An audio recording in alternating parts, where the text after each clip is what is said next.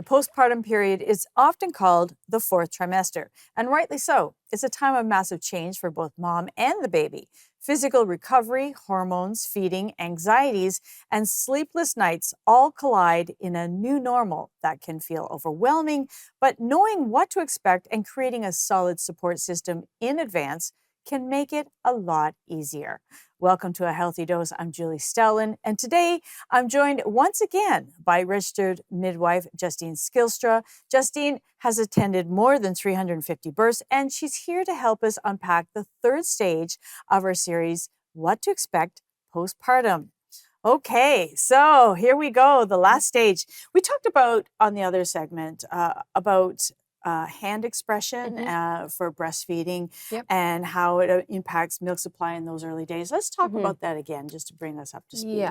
Yeah, so just to reinforce that, the research is really clear that when our body is told, my baby's here and I need to produce milk, when that can happen in pregnancy, so with some antenatal hand expression, like at night for 20, 30 minutes and collecting what you're able to, and using that in the immediate postpartum as well.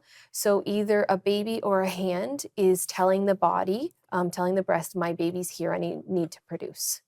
And there's also pumps that, like, I don't know anything about that, but are there great ones to choose from? Or? Yeah, so you know what, we would say at the beginning, you don't need to be using a pump for colostrum, because the colostrum is stickier and not as watery, so it doesn't travel through a pump very well. Makes so sense. The hand works well for the first bit, and then after that, there's probably lots of great pumps out there. If you're going to be pumping a lot and regularly, let's say you have a baby in the NICU who needs your pumped milk, a double is great for your time management, so if you can do both at the same time.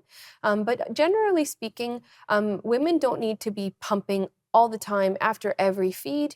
If you've brought in milk and your baby's doing a good job, we can actually produce too much milk. Really? Then you're dealing with an oversupply where you get reliant on the pump because it's all about supply and demand.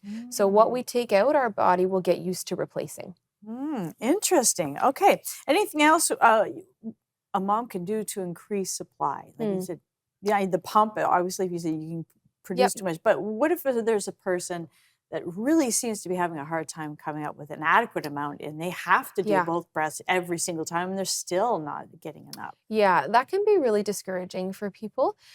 So first you want to make sure that there's not a hormonal reason for it. So interesting. Thinking about the thyroid, for example. So seeing someone who can check those levels for you and see if there's an obvious reason you're not producing enough milk.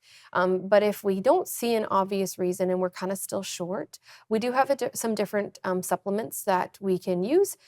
Blessed thistle, fenugreek, moringa, those are all good supplements to add in, and your midwife can help you with the dosing of those. Okay, good to know. How's the transition from colostrum to milk happen, and what triggers it? Yeah, so as the placenta has left the body, that hormonal just elimination of some of those placental hormones does signal milk to be coming in. And it's twofold. It's the hormones of the pregnancy dropping off, and it's also the stimulation of the breast. So those two things where you're either pumping, like I said, pump, hand, or baby, stimulating your breast 8 to 12 times in 24 hours. And those night feeds are particularly important. So it can be tempting to, do a bottle and sleep longer. But if you are mentally able to get up and get through those first couple days, they're very crucial to your long-term milk supply. Okay, so if you want to be able to supply enough, that in the beginning is really important. Absolutely, I can't stress that enough. Okay. So what are some common latching issues parents face, and how can a lactation consultant help? Yeah, so sometimes we have just a very shallow latch for one reason or another. We know that a tighter tongue and a tighter lip can impact those. So those are things we check on. And they call that tongue tie? Yep, Is that what yep, that's right. So a tongue tie, it means underneath the tongue, there's kind of a tighter tissue that's impacting the tongue from either lifting up to the roof of the mouth or sticking out of the mouth, or both. And then the lip tie would be the upper lip, not really being able to flip up nicely, so it's being held taut as well. And those definitely impact our latch. Okay, all right. Well, We have more to talk about, so stay with us. Up next, we'll talk about baby's growth, sleep schedules, and what's really normal when it comes to our emotional states. Stay with us.